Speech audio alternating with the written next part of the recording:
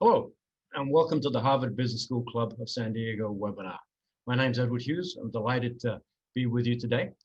Before I introduce our guest, I would like to just say kind of a few words about some of the things that we do. Firstly, thank you again for joining us. I hope everybody is well and safe. These are clearly challenging, unusual times, and obviously everyone's having to adapt. We've had to adapt as well as a club, and so we've kind of moved our programming to virtual during this pandemic.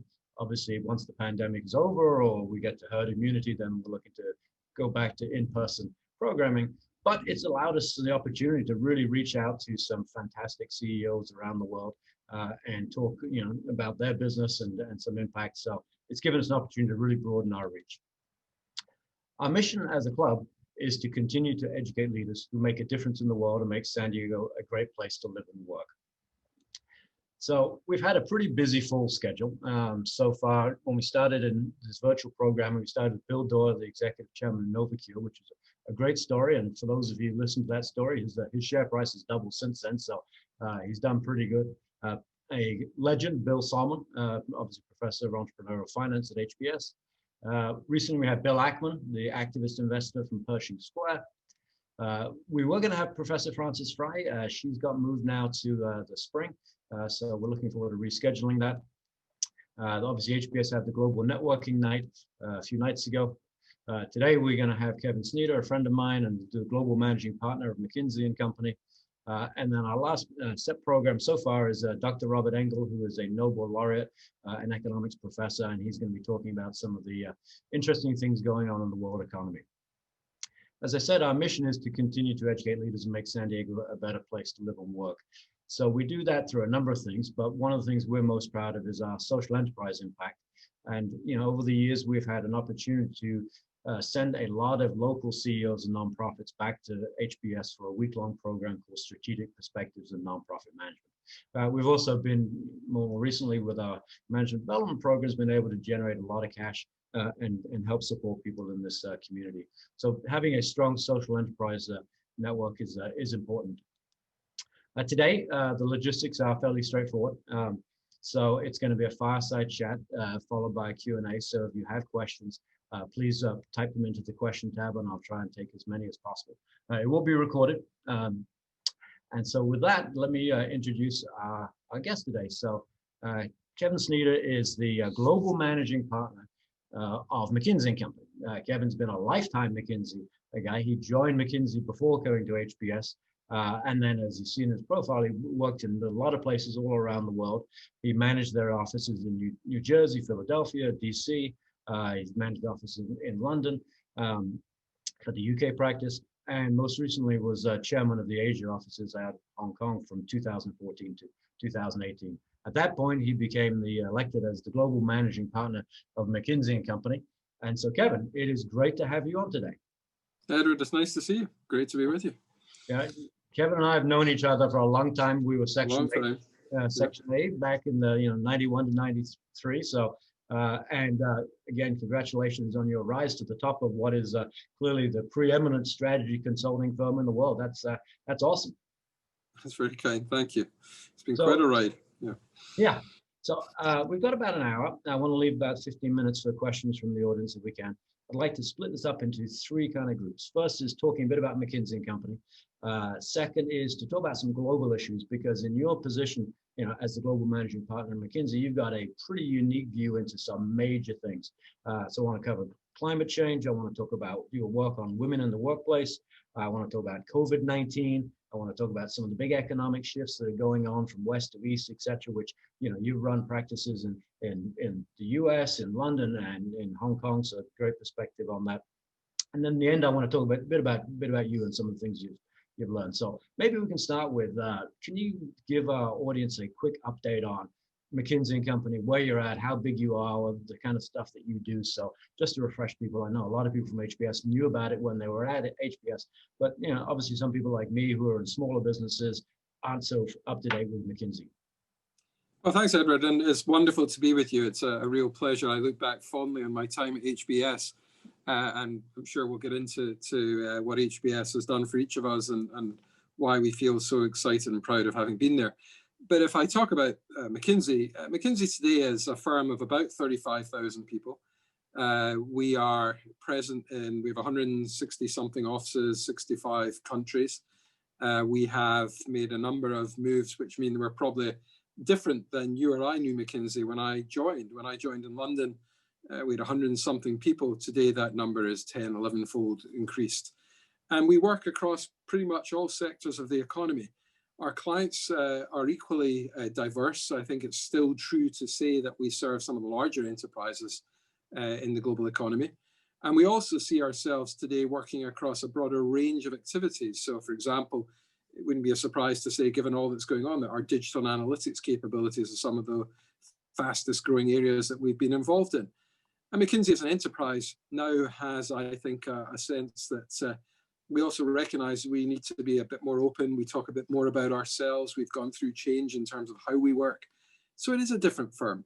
It's different also because when I joined out of HBS, the vast majority of people had an MBA. Today, we have about a third of our people have an MBA. So there's been quite a shift in terms of the mix and kind of experiences people have. We now would say that we have a much broader base of people.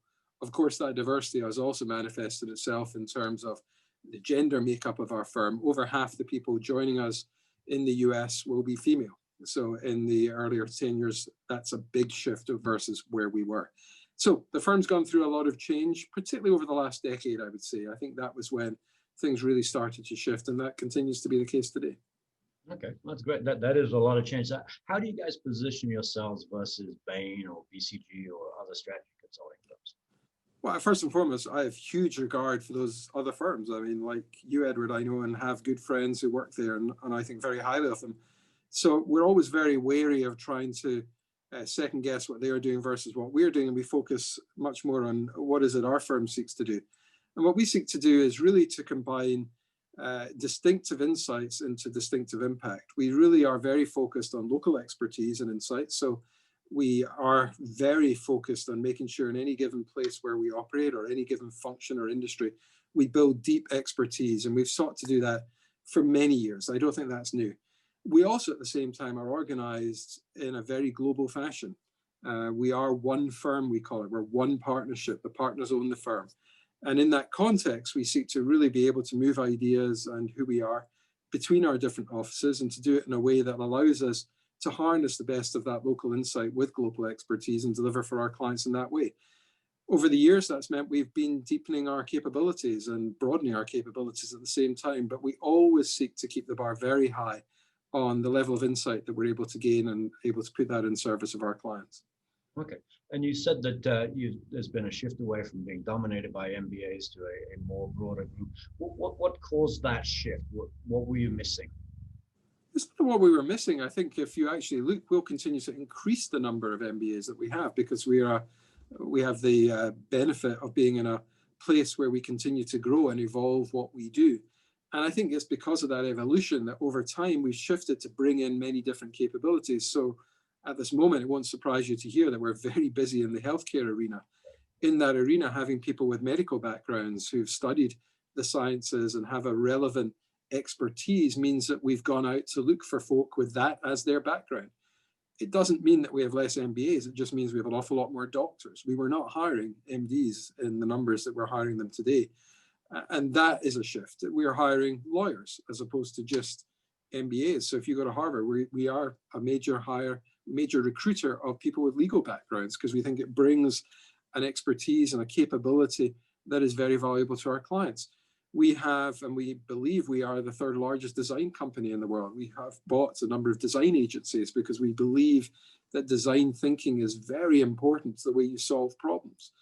We own a large data and analytics enterprise called Quantum Black, and Quantum Black consists of a lot of people with PhDs in very technical areas that we feel we need to get. And as a result, that's also changed the mix. So it's less about what the MBA doesn't provide, because we believe in and are major recruiters of MBAs. Let me make that crystal clear. It's much more that we've just broadened the base of the kind of people who join us. Okay, and I know some of the large accounting firms have really kind of tried to get into the strategy consulting arena over the last kind of few decades, etc. So I mean, they come with a lot of resources against compared to you guys. I mean, you're obviously a big firm as well. How do you stack up against the big accounting firms that are trying to come into the strategy consulting area? Well, you're right. I mean, some of them have 500,000 employees, so they're at a very different scale. And while they do come into, and they certainly are very capable in many areas, we tend not to see them as much as you would think in, quote, the strategy arena. And remember, McKinsey today is a lot broader than just strategy. I mean, we're doing a lot of work in operations. We do an awful lot in analytics. So we have a lot of activity that's beyond the definition of strategy, whilst I would agree with you that strategy remains a very fundamental part of what we bring to any client situation. But as we've moved into areas like I guess the jargon would be transformation, we've had to bring a broader set of skills. I think we've found that our clients value the depth of expertise we can bring. And frankly, also, we seek to recruit the very best talent that we can find wherever we can find it. And that means that we are out there looking for people with very distinctive backgrounds that we think our clients are going to appreciate. And I think that stood us well, even at the same time as we recognize that assets, solutions and capabilities become very important. That people element remains fundamental to what we do. And I'm very proud of the people we're able to recruit. And I hope that continues to give us a bit of a difference in terms of what others are able to offer. Yeah, I mean, you've always been known for recruiting kind of the best and the brightest. So how have the best and the brightest been handling this year? I mean, it used to be that McKinsey, at least my impression was McKinsey would send consultants out to clients and you'd be parked at the client for months at a time, etc. What's happened this year? No, you're right, Edward. It's a very different experience. I mean, I remember well the run up to March the 10th, which is the day we decided that we would just ground the firm in the sense we were going to stop flying everywhere. We'd already, of course, long ago stopped in Asia at that point. In that moment, there was an unease because the characterization you offer remains largely true. It's not quite as extreme as perhaps it used to be, but we still very much fly around the world, bringing expertise and talent and serving clients in different locations. And so this decision to stop flying was fundamentally driven by the healthcare reality that we were seeing and that others were obviously living. And as a result, we stopped a little bit ahead of many, but we made that decision and we were able to move quickly into remote working mode, in part because our consultants are all equipped to be geographically remote. But the notion that we weren't on client sites or gathering in our offices was a big step change for us. And it's worked out rather well. We have found that we're able to do a lot of what we can do, not everything, but a lot of what we can do virtually. We've, I think, been able to be adopters of technology that's bridged the gap to some of the things that you would think would be hard to do. For example, in our operations practice, we're doing an awful lot of drone factory visits where we fly drones around. We look and see things using technology, and we found that that's worked extraordinarily well. The real challenge, I think, is much less in terms of our day-to-day client service. We've actually found a lot of ways to do that because our clients are also living in a virtual world. And so between us, we're all figuring out how to make this happen and work. And we're all very focused on safeguarding livelihoods, which is a big part of addressing this pandemic, keeping business moving. So there's a mutuality of interest in trying to make that happen, and that's worked fine. I think the challenge is much more a cultural one, which is in a firm where people were used to being together, to enjoying each other's company, to frankly even traveling together to locations and using that to catch up, share ideas, swap stories. That's a test not to have that. You lose something in terms of how the experience feels. And of course, like everyone, we're also learning that there's a very fine line when it comes to this remote working between genuine remote working and sleeping at the office. I join a lot of Zoom sessions like this and you can see beds in the background. I mean, that's the stuff that is keeping me much more awake in terms of wondering about the future, because I think we've figured out we can do a lot of what we can do virtually. And the big advantage it gives us is we can bring our global expertise and beam it into any given location. And that's one of the reasons I think we've fared relatively well in this pandemic, because we have been able to do that. Yeah, I mean, as I said in the intro, it's kind of the pandemic's allowed us as a club to basically go global as opposed to it used to be our catchment area for CEOs for San Diego. So there's certainly some interesting things that can come out of this. I see you're in New York in a I don't know what floor you're on in your building, but New York 61. 61. I mean, had a tough time. I mean, it was like, was restrictions on how many people getting into elevators, etc. I mean, are you rethinking your physical footprint, as a company? We are. Maybe I do believe that there's a bit of exaggeration in all directions on this issue, and we see that. So I think we will not move to being 100% of anything. I'm really hoping we can move to be a best of both, in which we are able to harness what we really have valued, the flexibility, the fact that it's allowed people to really make different decisions around where they spend their time with their families, cut out some of the needless travel. And there was a lot of mindless travel going on. We want to keep that. At the same time, there is something about being together and feeling the benefits of that people are missing. And particularly, I would say, our younger colleagues. I mean, we survey every week, we survey how people are feeling, what they're missing, what they would like to do. And we've just seen this steady increase in the number of colleagues who want to find a way to just have a bit more human interaction and get together. Yep. And the degree of comfort, interestingly, even as the cases have gone up, what we're seeing is the degree of comfort with at least having some kind of in-person activity has also gone up. So we are in this situation where I think there's a bit of exaggeration on all sides. We are going to have offices in the future, but I think they're going to play a different role. They're going to be collaboration hubs, that's the jargon. We're going to be places where we work together to innovate, to come up with ideas. They won't be places you get together just to show face and spend time. I really hope we can get out of that. And I hope we'll cut out a lot of the needless travel that was going on. But our offices will continue to, I think, play an important role. And we, at the same time, I think we'll see them change their role. If I can just offer one anecdote, in one of our Asian offices, we run our offices, typically we assume that 50, 60, 70% of our people are on the road and therefore don't need a desk. And so we have a beautiful office higher floor than this one, which is 61, beautiful views.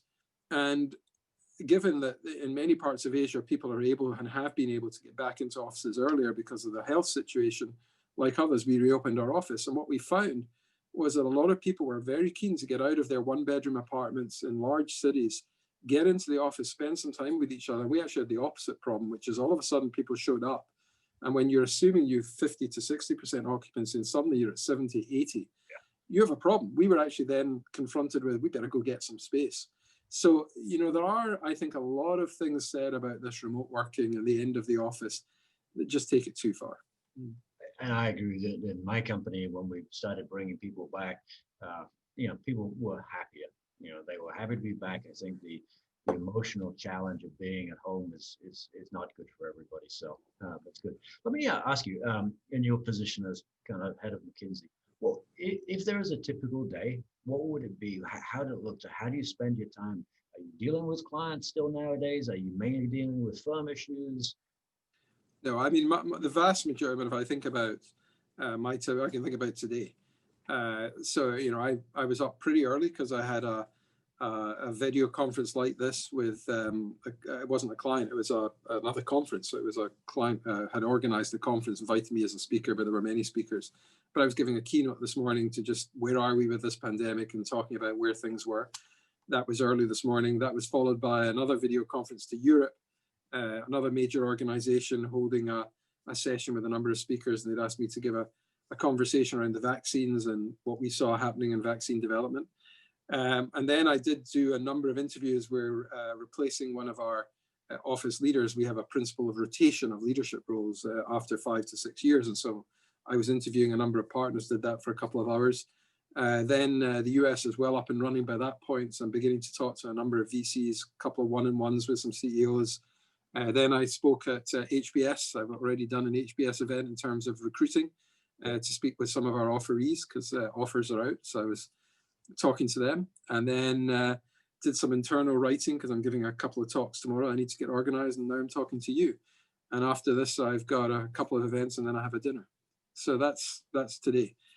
That's not atypical, and I think I've been in Asia, Europe, the US, traveled the world a bit in the last 12 hours.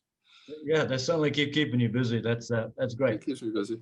Let's talk about some of the big global issues. And I know McKinsey has a lot of thought leaders. You have your own institute on this. So let's start with climate change. Where's McKinsey at on the reality, the severity, and what we need to be doing about it?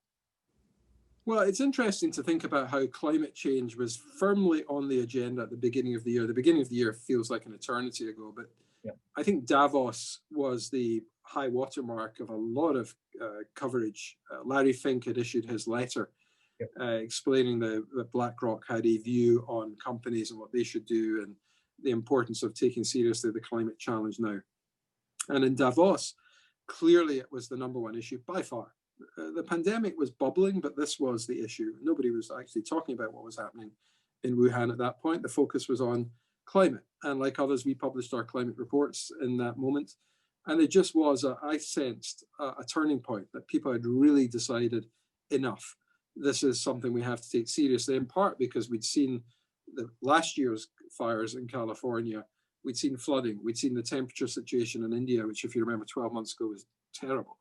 So there was just this coincidence of activities that led in January to a sense that many of us felt we were on a turning point. Then the pandemic hits and it goes quiet on the climate front. It doesn't just go quiet, but you start to hear people saying, we're going to have a brown recovery, not a green one. And that was perhaps grounded in what people had actually seen during the 2008-2009 downturn. Because we forget, but in 2008-2009, because there was a sudden fall in demand and there was consequence to the financial crisis, it actually led to a period of time when we saw emissions fall quite dramatically. Yep. But it only took a few months for emissions to actually rebound and rise above current levels. And if you looked, say, in August, September, you actually see the same thing happening. We saw in April and May declines in the range of 10, 20, 25% in terms of emissions. But by August, we started to see them down only 1 or 2%. And now we expect they're at least equal, if not above. And there's many reasons for that, because people have switched from public transportation to private transportation. There are traffic jams all over New York at this point in time.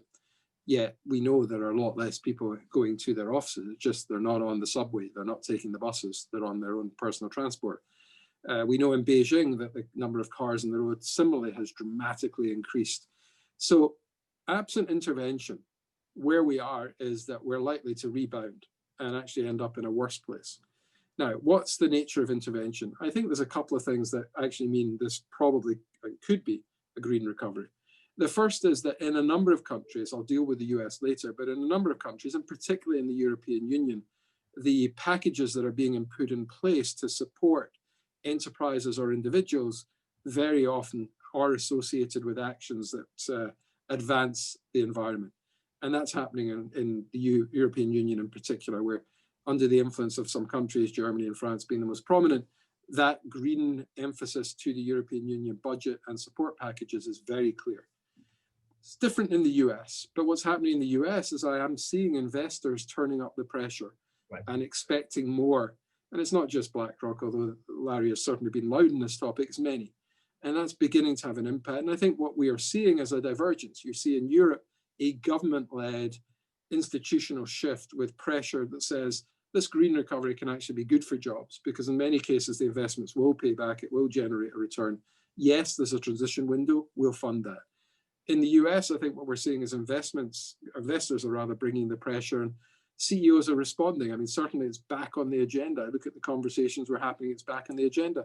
And to be frank, I think when many US CEOs say to me, you know, we watch on our television screens what's happening in California, we watch what that does to insurance premiums, we understand what that does to our cost base as utilities have outages and so on. It's become quite almost personal. People now have experiences that are very much those that they are aware of. And I think that's also leading to a change. So I think where we are is that, you know, the truth of the matter is it could yet be a brown recovery, but people can see it'll be a green recovery if things don't change. I think they understand now the urgency. One other last point. There's also a recognition there are similarities and differences with the pandemic.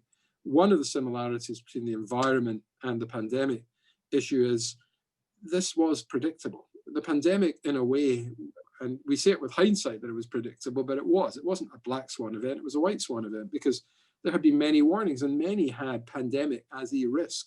The issue is we didn't really adequately prepare for it. We didn't have the PPE, we didn't have, in the early stages, the ventilators, we didn't have the infrastructure and capacity to cope.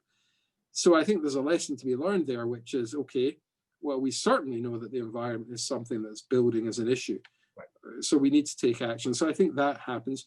But the similarities are also very clear. The systemic nature of what we're facing, and the fact that it has an impact right across supply chains and populations is clear. The pandemic's done that, the environment does it too. And they're both tragedies of the commons in a way. You know, the pandemic is something where it requires everyone to respond. You can't just deal with it in one country and think it will go away. Sure, you can shut the border, but that's a solution that we found is quite porous. And even in places with very tight border controls, like Hong Kong, nevertheless, the virus has come back, or Singapore.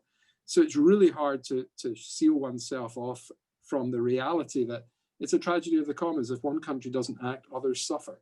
So I think finding ways for a global response, and the environment is exactly that. We know it will not be adequate if some countries choose not to participate. We're going to see the whole world suffers.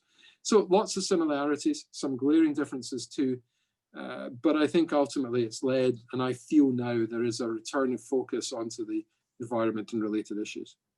So you obviously have clients that are large corporations and governments as well. So, you know, I'm sure you deal with a lot of the governments. I mean, when you go into there and they ask you, you know, okay, what should we be doing? How do you help construct a program? What kind of advice are you giving them? Well, I mean, there's several very practical things. Let's be clear. Infrastructure and investment in infrastructure is one of the common features of all the packages that we're seeing being put in place and government spending accordingly. Those infrastructure packages can absolutely make a big difference to ensuring we build with green or environmental solutions in mind. I recognize there's a dialogue and obviously a debate around how far one goes. And, you know, I know it's a political issue here in the US, obviously that's true, but I think we've done a lot of analysis that points out that much of what we're talking about is economically positive. We've run a number of scenarios looking at the ways in which infrastructure investments can actually return positively, both in terms of jobs created and longer term costs. That's part of it. How one uses regulation to influence transportation and other areas that are major contributors to the environmental change that we need to see, that has a big role to play. And of course, how transition funding works. In some cases, we are faced with capital investment required and the operating cost doesn't quite get there. So the P&L impact is one part, how you transition to make the investments that get the better benefits so that the P&Ls ultimately hang together. Governments have a role to play there too. So I think a lot of it comes down to the shaping role, but a big part of it is really the private sector. It's not the public sector, it's the private sector. And I think a lot of private sector CEOs are now looking at the very real costs they've been incurring because of environmental issues. And they're saying, look, there is a value to us making commitments, making investments now, and we're seeing that occur. Their investors are saying the same. We're seeing that markets are beginning to re-rate companies based on how they operate on environmental issues because of what I talked about earlier. And I think that's actually going to have the bigger impact. The argument over the public sector spending will be settled by the politicians. In the interim, however, I think a lot of private sector enterprises, as CEOs around the world are finding, have made different decisions and are beginning to make real investment in these areas. And getting a return from their investors is part of how they see their market capitalization moving. And maybe you can talk a bit about China in this, because, you know, certainly some people over here are saying, well, China's really not doing enough. I know in our business, we do a lot in the electronics, and they're really making a big impact on trying to clean up the air quality and some of the things and you know, basically a greener solution. So, I mean, are you seeing that as well in the work you do with China? Well, you know, China, I think one of the realities about the environment, this is a very important issue for the Chinese population, and they care deeply about it. I'll use an anecdote that's actually about the expat population. One of the things that struck me in Beijing, as I was talking to a colleague about, they were in our Beijing office and they were arriving and they wanted to put their kids into school, and they went out to tour the international schools in Beijing. And they came back and said, what's really interesting is that the way that these schools are marketing themselves to us is they're talking about the bubble being the literal bubble they build over the school buildings and over the playing fields, because they then tell you, I've got a bubble that has an air quality of X. That's better than the other schools. You should come here.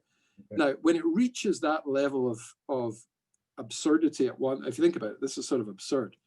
But the population in China, the number one thing they care about is their air quality, because it was really damaging. Yep. There were protests, there were a lot of actions being taken, and the pressure to do something about it got to the politicians there. And I think that's one of the reasons why it's become a huge issue in China and why action is being taken. And China's challenge, of course, is it has a very bad starting point. The smog, the pollution in Beijing. Forget Beijing, because I think a lot of effort has gone into cleaning up Beijing. But I remember taking the train from Beijing down to Xi'an, and just looking at the landscape and just seeing how horrendously polluted it is. It's improved a lot. I haven't made that train journey recently for obvious reasons, it's impossible. But over time, I could see Beijing really changing, and I can see the areas around. So there's a massive effort going on to clean it up. It's also the case that China is one of the major consumers and developers of green tech. Right. And that's become a big part of the economic landscape, and a lot of the producers are in China. So I think there is a big change there, but Beijing has to play its part. China really does have to play its part, because it's in a place where its growth and the growth that it's generating is a big driver of a lot of the environmental challenges that the world is facing. And so I think there is an expectation and need for that transition to occur. But I think we underestimate how much is already going on. Okay, let's switch and let's talk a little bit about some of the work you've done on gender equality and women in the workplace. I know you've got a couple of daughters. Was that one of the key kind of motivators for you to really kind of push into that area? Oh, there's many reasons. If I go all the way back to HBS, I had the good fortune, one of our section mates is my wife. So we met at HBS. So my wife Amy and I met at HBS, and after graduation, we both went to McKinsey in London. We were a buy one, get one free. I was free, she was the purchased one, because she was a summer associate, so she was clearly a higher form of life. So she and I turned up in London in 1993. It's not that long ago, I think. 27 years, what's that? But we turned up in London, and I had never thought about London being anything other than a quite sophisticated and advanced city for an English one. Not as sophisticated and advanced as Glasgow, where I grew up, but nevertheless reasonably advanced and sophisticated for the lesser part of the United Kingdom. So we turn up in London, and we both join. And her surname is Muntner, and mine is Sneader. And she never changed her name, because she reminded me she didn't go to HBS to meet me. She went to have a career. Fair enough. And so she turns up. We both turn up at McKinsey. We both get sent off to clients. And I remember joining as her significant other, as we called it. We weren't married, we were engaged. And I went to a reception, and there were a bunch of clients there, and there was me. And I remember a senior guy coming over and chatting, and he's talking to me, and he asked me where I work. I say McKinsey. And Amy is standing right next to me, and all he does is talk to me, just keeps talking to me. And then he says, so do you enjoy working with us? I said, oh, I don't work with you. She works with you. And you could see this guy's face, but he'd obviously made all the assumptions that were wrong. It was actually Amy that was the person working there. And that was just one example. I also saw her handed stacks of stuff to photocopy, even because we're standing together, they made the assumption that's what she did. I remember a performance review she got, which said that she was too aggressive. And I thought nobody would ever write, I'm too aggressive. But they thought nothing of writing, she was too aggressive. It was a complete gender moment. And so there was a very deep personal moment when I just realized this is all just ridiculous. And so I've always felt the absurdity of it all, having seen the way my wife in the mid-90s with an MBA from HBS and all that goes with it, really having to suffer what you'd call a series of microaggressions, I guess is the jargon. And then the reality that there are much worse things going on too. And I have two daughters, and I don't want them to face that. So yes, that's part of it. But I think a big part of it is also a sense of this has just got to change. And dare I say it, is strategic also, because frankly, I think if you don't look like your clients in society, I think you're going to run into a problem. And I think that's true of us as much as it's true of any other corporation that faces a world which is not really all that patient for the kind of nonsense that seemed to be okay back in the early 90s. Yeah. And you teamed up with Sheryl Sandberg from Facebook, and she was, I think, a former McKinsey person. She is, yeah. So tell us, what did you guys come up with, and do you feel like you've had an impact? Well, we've partnered for the last 6 years with Sheryl and her foundation, Lean In, on a survey. It's more than a survey. It's a piece of research with a survey that we do together with the Wall Street Journal, and we publish every year. And the short version is actually, yes, there has been progress over the last 5 years. I'll get to year 6, which is now in a moment. But there had been progress. It's slow. It's really slow. It's too slow. But we have been charting the progress of, yes, there are more women in the C-suite. Yes, there are more women in the entry level. Yes, things are progressing. There were still some very striking issues. So I'll just give one, and then I'll talk about what we found this year. But one of the ones last year that really struck me was that the biggest issue is the first rung on the ladder. We often think it's the last rung, getting more women into the C-suite. There's been a big push, and we've been part of that. But our analysis showed progress was being made there, slowly but happening, you know, and it's partly because of the attention. It's partly because some countries were legislating for progress, i.e. requiring a certain proportion of the board to be female. But in general, there was progress happening there. The problem is there's too few women to promote to get to a place of parity at that senior level.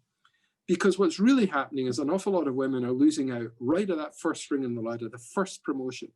We found that you already lost about 1/3, that was the high end, but somewhere between 17 and 33% less likely to be promoted if you were a woman at that very first rung. Lots of people had explanations for this. That's when maternity leaves happen. That's this, that's that. But if we didn't fix that, we can't expect the rest to just cascade nicely. You're always then going to have some way to get a higher proportion of women out of a declining proportion of the pool. And that's just not a recipe for long-term success. So that first rung on the ladder is vital. And I think all of us have a role to play there. What this year's survey, however, highlighted is a more worrying, or a very worrying point. We looked at how women were responding to this pandemic. And we found that roughly a quarter were revisiting whether they wanted to stay in the workforce or actually just take a break, downgrade their presence. Far higher number than for men. And even more worrying, if you looked at women with young kids, that number got up to 40%. Think about it, 40%. That's a massive step back if that was to occur. And that has, I think, been a bit of a call to action. Cheryl had this phrase, I remember we were talking about, she said, any other issue, if you saw that kind of number, that 40% of your workforce were thinking of opting out or taking a step back, you'd hit the panic button. I think that's accurate. You hit the panic button. We're at that moment where that would be a massive step back given the slow, albeit steady progress that we've been making. So Edward, it's a topic where I think we're at this moment now, and I could give you many other statistics about why women are being disproportionately impacted by the pandemic, what that really means. But there was a lot this year that really meant, I think it's right, hitting the panic button, really thinking hard. And we had 6 recommendations we felt should be acted on with some degree of urgency, ranging from the very basic stuff of know who your women are and start to look at what their individual needs are, make sure you got the right support in place, look at performance reviews and how they're being conducted. A lot of just very practical things that I think business leaders can do now to really address what is a very worrying prospect of this pandemic setting us back when we've already not made the progress we'd all like to see happen. Yeah, that 40% is a huge number. I mean, you're in the business of kind of looking forward. So do you think if I ask you that question, or you talked about this in 5 years from now, you look at this year and say it's a blip, and that next year, you know, the women would still want to be in the workforce, and you wouldn't get that kind of number? I mean, should you be panicked now, or do you think no? I think we should be such a mess. We should be worried now, and then we should reflect on the tools and the things we can do differently. I do think that the conversation we had, you know, around are people remote working and so on becomes relevant here, because in our previous surveys, the number one thing that women desired in order to be able to advance their careers equally with men was flexibility. Give us more flexibility. Yep. You know, and that is a feature of this remote world that we find ourselves in. There is potentially more flexibility. As I said, sleeping at the office is not the way to get that flexibility, i.e., you know, sitting on the bed doing Zooms all night doesn't help. But there is this prospect that we can be more flexible, where we work, how we work, the hours we work, and so on. If we get that right, that could actually be a major positive. So I don't think the answer to your question has to be 5 years from now, we're going to see this year as the year we took a massive step back. It could be, and if we don't intervene, it will be. But there is an opportunity, and the opportunity starts with this remote work moment. The other opportunity, I also think, is, you know, a lot of us have learned a lot about each other in this moment. We've learned that this is a time when how we work with each other is about a lot more than just sitting in a cubicle and getting our work done. It's about the way we relate to each other, how we lead. And I think in that moment, I also hope that we'll think more broadly about the kind of leadership styles, and that the old macho model of success has gone. I think it has gone. And in that moment, I also think that will allow many to flourish when perhaps there was a stereotype around the kind of person who would succeed. I hope that will also help. So there's a lot of reasons to say, yes, like everything with this pandemic, we can see the reasons for pessimism, but there are also some reasons for optimism. And this could be a moment of reset that actually leads to a better outcome, not a worse one. And that leads perfectly into the next topic, which is the impact of COVID-19. What are some of the trends that you are seeing that it's accelerating, and that we're going to just get used to this and change the way we work, the way we behave, etc., because of the pandemic? Well, the pandemic continues to rage, and it has very different impacts in very different, even parts of the United States, let alone parts of the world. Before this conversation, I was chatting to my colleague who leads us in Germany, and I was reminiscing with him that I was in Germany about 6 weeks ago. I did a trip to Europe to see what was happening in Europe. And 6 weeks ago, we were having dinner together. Germany felt remarkably normal. Yeah. There was a lot of concern around the auto sector and its prospects, but frankly, much of that was around the transition to electric vehicles. And as Germany really, that was the conversation. What he was sharing with me today, and I'm well aware of the reality in Germany, is the conversation shifted. They're now got real issues. Restaurants close at 9 p.m. You can only have dinner with one other person. There's a lot of restrictions gone back in. The border with Austria is back. Who would have thought that? There's a border now that's being enforced with Austria. Very different situation. So in that context, I think the acceleration of digital working is happening. So the answer to your question is we're having to learn that return to where we were is not a reasonable expectation in this 6-month window. I mean, we can get into when we think the vaccines and so on are coming. And so the phrase we've been using, and I feel this is the right way to think about it, is we need to think about return as a muscle, not a date. This is a muscle we need to build that we can cope with disruption, that we can recognize the reality that we're not going to be able to just say everybody's back, let's get on with it. And that disruption is going to be ongoing. And it's more, I think, for business leaders now to get into that mode, which means we need to be very much more aware of how we organize and deliver what we do, either through digital means, through a lot of the patterns that we're putting in place to ensure that our teams are resilient, changing our footprints and supply chains. A lot that's happening. And the short answer to your question is yes, I think the efforts to do that have greatly accelerated, because I think business leaders can see that we aren't in a place where we can with confidence say this is going to be, quote, over. And at the same time, we have to do two things, just as we've had to do from the beginning. We must save lives, but we have to safeguard livelihoods. There's an awful lot of economic damage that's going to lead to very real health damage, and already is. Yeah. And I think, therefore, being able to get both of these conditions in place is absolutely vital.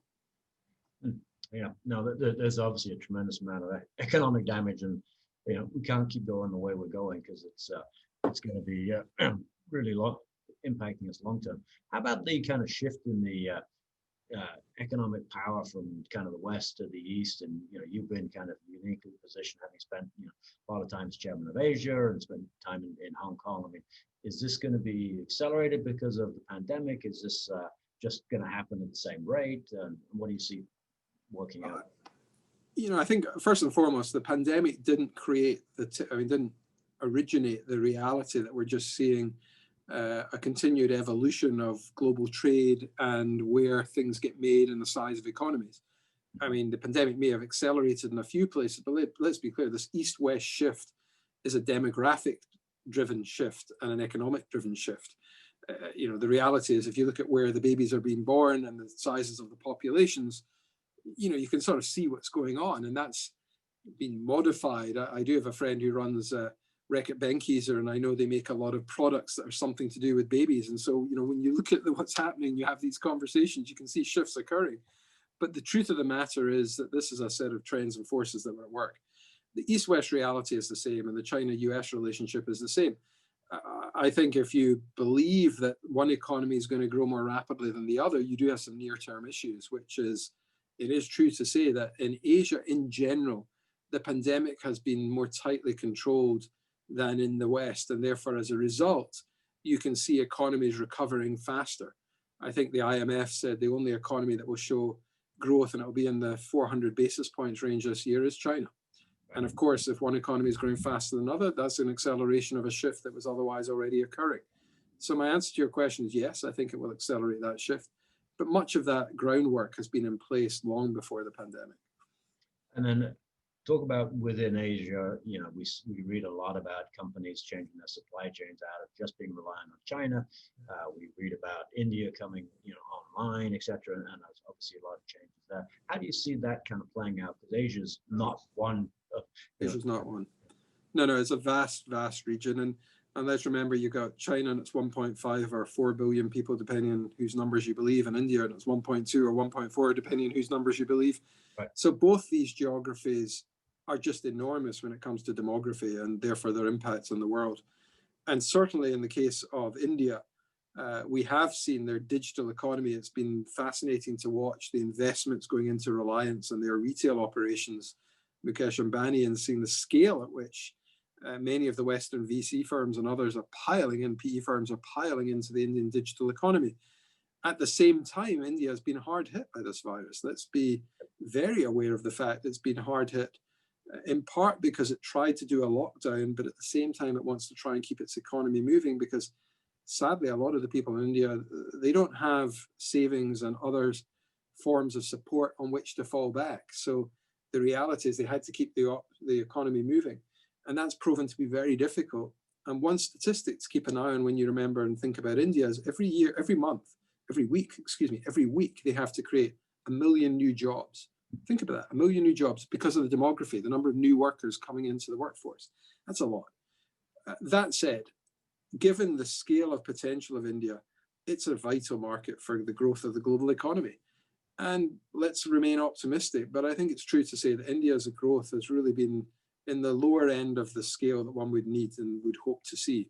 And that's some long-standing challenges to overcome in terms of its infrastructure. So I'm a long-term optimist, but there are some real near-term challenges. And I think the Indian economy is continuing to be one where as it opens up, as it digitizes, there will be opportunities, but it's taking quite a bit of time to come through. But you're seeing the investment flow. I mean, as I say, the Reliance situation is just one indicator of that. China, of course, is the big economy when it comes to the economies today. And as the reality that the domestic Chinese economy is really the power of the Chinese economy. It's not the exports. I mean, we talk about China. It's the domestic economy. It's the domestic economy gaining scale, more people coming into that middle class. As they come into the middle class, their ability to spend, as they spend in consumer goods, it shifts from being it shifts to being a consumption economy, which is one that then keeps on going through its own means. That shift is taking time, but it's happening. And as a result, I think it's true to say that China is shedding some of the jobs that were really, when it was a low cost, low labor cost environment, it's not that anymore. It is in bits of the country, but by and large, it's not the low cost place to produce. So people who are there because they're producing for the domestic economy, or they're there because they want to access the domestic economy. And that's really the nature of the opportunity that the Western firms want to see with a level playing field. And that's why we have a lot of tension. If you go outside of India and China, don't forget Indonesia. Indonesia is a massive potential economy, not today, but potentially enormous. And it's the big part of ASEAN that everybody's looking towards.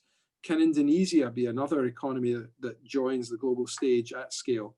It's had a lot of challenges because it's an archipelago. It's a very hard geography, right. Thousands of islands with small populations once you get away from Jakarta. And as a result, therefore, it's been harder for it to rejoin the high growth economies, but it's happening slowly but surely. It's happening. I wouldn't forget Indonesia, and we could go on. I mean, Singapore, Vietnam being the place that many of these supply chains have coalesced around. So the Asian economy remains enormous. I would say this, I think we've probably seen peak global in terms of the way goods flow around the world.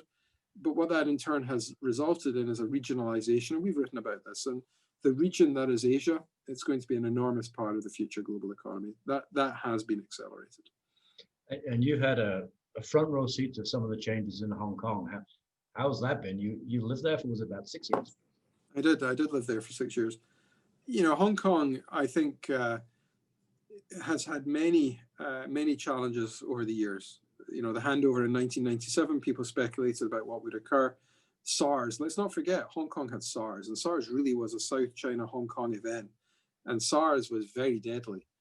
Thankfully, and this is actually an interesting parallel, it disappeared. We don't have a SARS vaccine.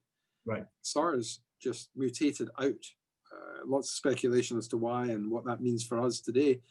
But we never conquered SARS in the traditional sense, but it caused havoc in Hong Kong.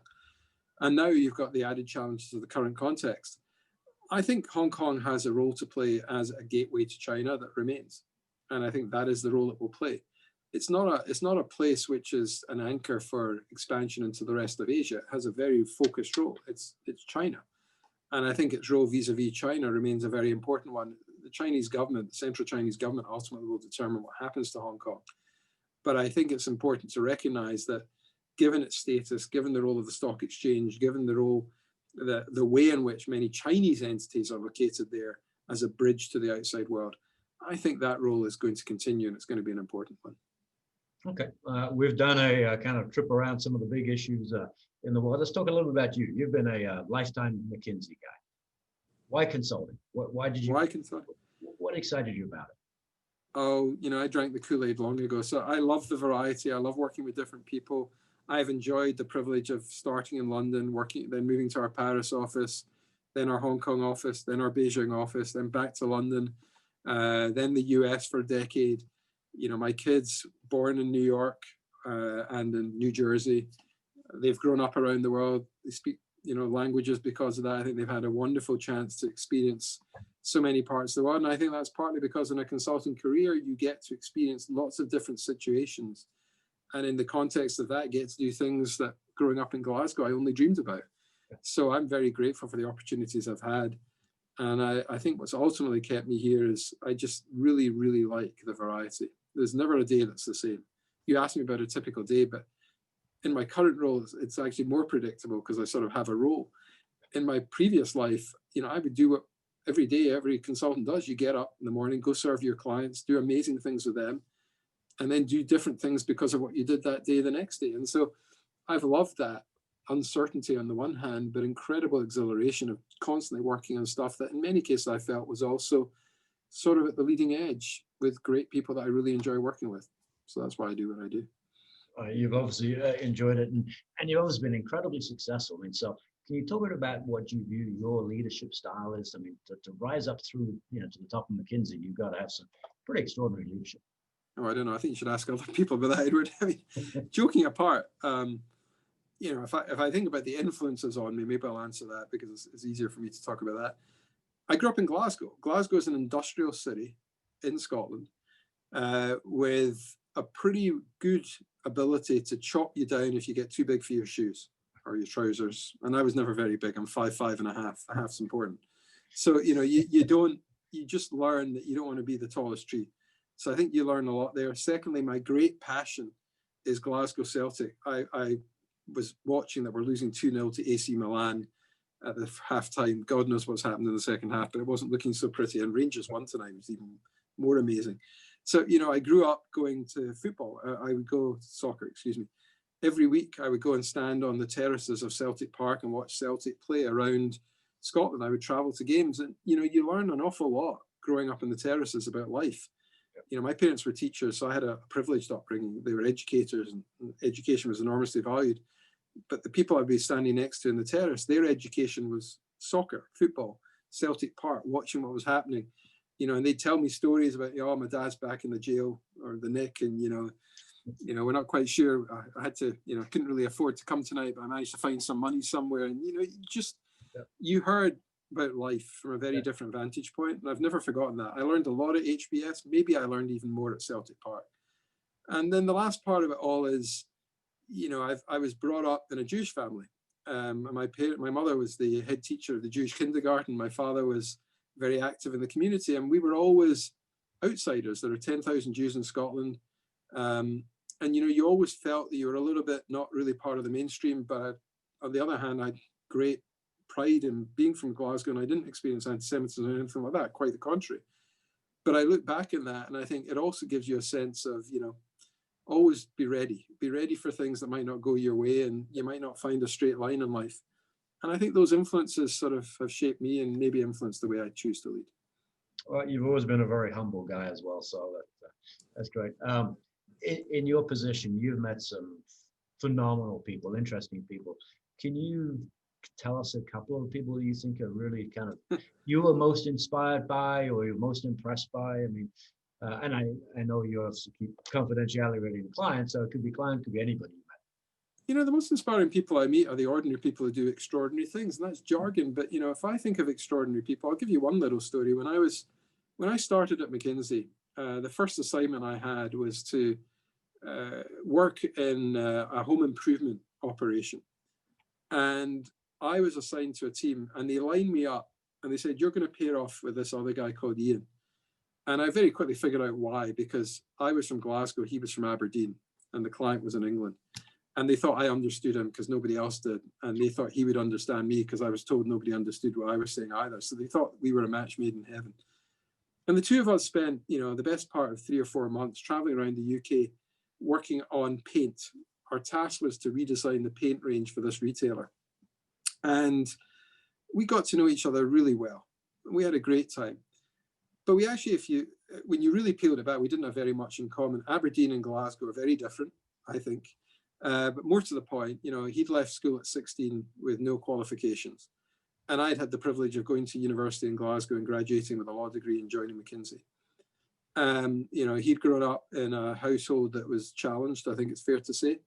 My parents were educators. They wanted nothing more than I would learn and, you know, take joy in education. And they encouraged me in that direction every day of the week. And our paths diverged. You know, we both then, you know, went about our separate ways. And in 2005, I remember this, I get out of the blue, I get called by Ian. He says, look, I'd really like to bring my team to meet with you. And I said, why is that? And he said, because, you know, I think it'd be great to talk about all this stuff that you've been doing, because I know you're doing retail. I know you're a partner. And I said, that's great. And the reason I mentioned Ian and why he inspires me is it turned out that when I'd met him, he was an assistant department manager in this home improvement retailer store somewhere near Southampton. And after the work he'd done with us, he'd been promoted to be the department manager of the paint range. Then he became the buyer for paint in the region. Then he became the buyer. Then he became the head of operations. And when he called me, he'd become the CEO. And this guy had gone from 16 with no qualifications being the CEO. That's inspiration. You hear that story, you understand the journey he's been on. I get that. I think that's what's really inspiring. And sometimes I get to meet, you know, the big and the great, and they are incredible. Don't get me wrong. There's always a reason why somebody's become the CEO of an amazing organization. And I've had the real privilege of seeing in action this summer Doug McMillan at Walmart and the amazing things he's done leading the BRT, Ken Fraser at Merck, the stuff he did in racial justice, unbelievable. But I'd put Ian up there with them because I think there are lots of people out there who do amazing stuff. And I think, you know, they've got their story to tell. And one of the great joys I get is every now and again I get to meet people like that. And I think it's a privilege of being able to wander in and out of organizations. You hear those stories. So lots of great and the good I could talk about, but I'll just pick. That's good. Let me, I got a few questions here. So from somebody, one of our section mates, Peter Bell. What do you miss most about your time in Aldrich? Oh, well, I miss a hell of a lot of it now because, you know, you can't even meet with people. I mean, the notion of getting together with 88 or however many of us there were and the banter and the chat. I mean, Aldrich, it's sort of ridiculous to think that we were only at HBS for 2 years? Yep. And not even 2 years, if you really think. We started in September, finished in June, and had a big summer in between. And yet we all got incredibly close because we had this shared experience that was really intense. Yep. And what a group. I mean, from right across the globe, incredibly interesting people who'd done all sorts of different stuff and accomplished, you know, I remember it turned out one of our gang was an Olympic swimmer. And I remember thinking, oh my God. You know, another was Japanese from a bank who went on to found an amazing company that, you know, has been, you know, truly special. And Pete, you did okay. I mean, so you look at all the ways, and you've done not badly, Edward, you know, you look at the different experiences we all had, and we were all, for that 2-year window, in one place every day. That was just incredible. I miss that, just the fun. And the section, we also happened to be in, I think we can all agree that we were in the finest section that year. So we also had the privilege of really having a far better experience than some of our people who were in lesser sections. That was one of the advantages, I think. Some people say it's the finest section ever. I've heard that. I have heard that, Edward. Yeah, I heard it today. Okay. Another question. What are your thoughts on the winners and losers within the U.S. healthcare due to the impact of COVID-19? You know, I mean, U.S. healthcare is a subject in and of itself. And I hate using winners and losers because, you know, this is a humanitarian challenge, and even talking about winners and losers in that context is one of the the warnings I always give, and I didn't give today, I should have done, which is I just think this is a humanitarian crisis, and so it's hard. But the winners and losers, I mean, interestingly, if you look at pharmaceuticals and how the pharma companies were seen before and how they're seen now, the whole world is waiting on these pharma companies and desperate for them to succeed. That's very different than where we were and how we thought about pharmaceutical companies, and they were the villains. And right. And I'm not saying they're out of the closet yet on that. I mean, it could yet turn nasty because, of course, pricing and so on is going to come in, although many of them have already made very clear statements about what they're doing with that regard.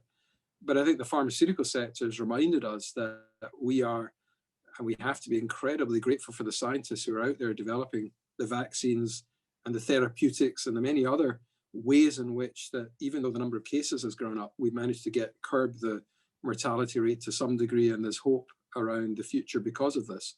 So I think unequivocally that's been a source that we can all look at. The providers who've managed to find the capacity to ensure the health system didn't fall over, we should thank them, the doctors, the nurses, the people that have made things work. I mean, the challenge is, but the system itself is creaking.